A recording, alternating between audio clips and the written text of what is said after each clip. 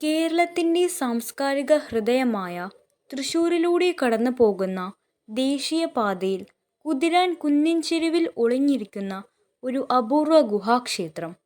അതാണ് കുതിരാൻമല ശ്രീ ധർമ്മശാസ്താ ക്ഷേത്രം. പാറക്കെട്ടിനുള്ളിൽ സ്ഥിതി ചെയ്യുന്ന ഈ ദേവാലയം ശ്രീ മഹാവിഷ്ണുവിനെ പ്രധാന ദേവതയായി ആരാധിക്കുന്നു. മഹർഷികൾ ഇവിടെ തപസ് ചെയ്തിരുന്നു എന്നതാണ് ക്ഷേത്രത്തിൻ്റെ പുരാണകഥ. യാത്രികരുടെ സുരക്ഷയ്ക്കും അനുഗ്രഹത്തിനുമായി ഈ ക്ഷേത്രം സ്ഥാപിതമായതായി വിശ്വസിക്കപ്പെടുന്നു.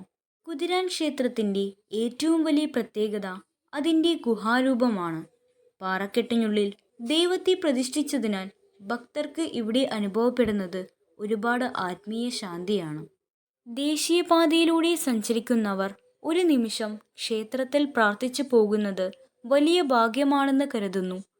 ദൈവദർശനം നടത്തിയാൽ യാത്ര സുരക്ഷിതമായി പൂർത്തിയാകും എന്ന വിശ്വാസം അനാദികാലം മുതൽ നിലനിൽക്കുന്നു.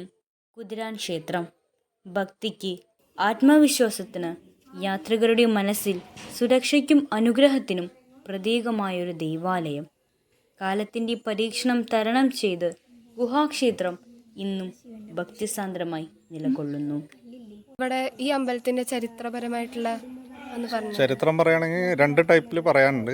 അതായത് ഒരു മിത്ത് പോലുള്ള കാര്യം പറയുകയാണെങ്കിൽ പരശുരാമൻ സൃഷ്ടിച്ച പെരുവനം ഗ്രാമത്തിൻ്റെ 4 അതിര് കാക്കണ ശാസ്താക്കന്മാരിൽ കിഴക്ക് ഭാഗത്തെ ശാസ്താവാണ് കുതിരാൻ ശാസ്ത്ര.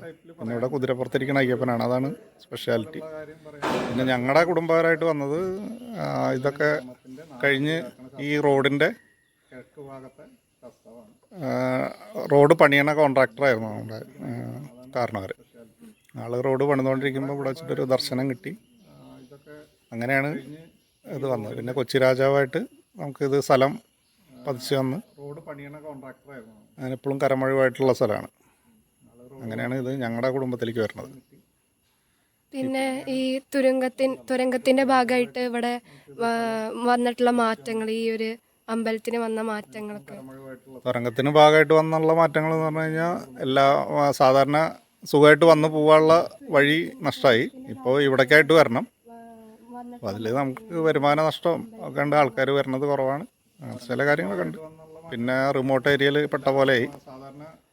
പിന്നെ വേറെ കുറച്ച് ആൾക്കാർ അത് ചില നല്ലതുമായിട്ട് വരുന്നുണ്ട്. എന്താ വെച്ചാൽ ഈ കാട്ടിൻ്റെ ഉള്ളിൽ ഇങ്ങനെ ഇത്രയും നല്ല ഫ്രഷ് എയറൊക്കെ കിട്ടുന്ന ഒരു സ്ഥലം എന്നുള്ള ഇതിലും പിന്നെ ഒരു സീനിക് ബ്യൂട്ടി എന്ന് പറഞ്ഞിട്ടൊക്കെ അങ്ങനെയും കുറേ ആൾക്കാർ വരുന്നുണ്ട്.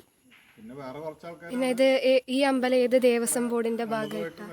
ഇത് ദേവസ്വമല്ല, ഇത് കുതിരാൻമല ശ്രീ ധർമ്മശാസ്ത്ര ട്രസ്റ്റ് എന്ന് പറഞ്ഞ ഒരു കുടുംബ ട്രസ്റ്റിന്റെ കീഴിലാണ്. പിന്നെ ഇവിടെ നിത്യപൂജകളൊക്കെ 3 പൂജ ഉണ്ട്. പിന്നെ മെയിൻ ഡയറ്റി കുതിരപ്പുറത്തിരിക്കുന്ന അയ്യപ്പനാണ്. പിന്നെ ഉള്ളിൽ ഗണപതി, സരസ്വതി, വിഷ്ണു, മുരുകൻ, മാളിപ്പുറത്തമ്മ. പിന്നെ പുറത്ത് സ്വയംഭൂവായിട്ടുള്ള ശിവനുണ്ട്, സർപ്പങ്ങളുണ്ട്. പിന്നെ ഭുവനേശ്വരി, ഗോസായി, രക്ഷസ്.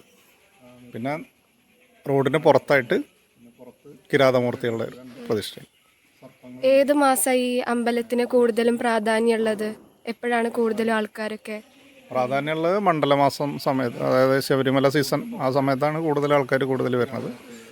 പിന്നെ മേടമാസത്തിലെ രോഹിണിയിലാണ് ഉത്സവം വരുന്നത്. അത് 8 ദിവസത്തെ ഉത്സവമാണ്. അന്നദാനം അങ്ങനെ എന്തെങ്കിലും? അന്നദാനം ശനി ഞായർ. ഇപ്പോൾ മറ്റേ ഡെയിലി ഉണ്ടായിരുന്നു. ഇപ്പോൾ ഈ തുരങ്കം വന്നതിന് ശേഷം ഇപ്പോൾ ആഴ്ചയിൽ 2 ദിവസം, ശനി ഞായർ ദിവസങ്ങൾ. എത്ര മണി വരെ അവിടെ അമ്പലം? 11 മണി വരെ, രാവിലെ 5 തൊട്ട് 11, വൈകിട്ട് 5 തൊട്ട് 8 വരെ. ശരി സാർ, താങ്ക് യു.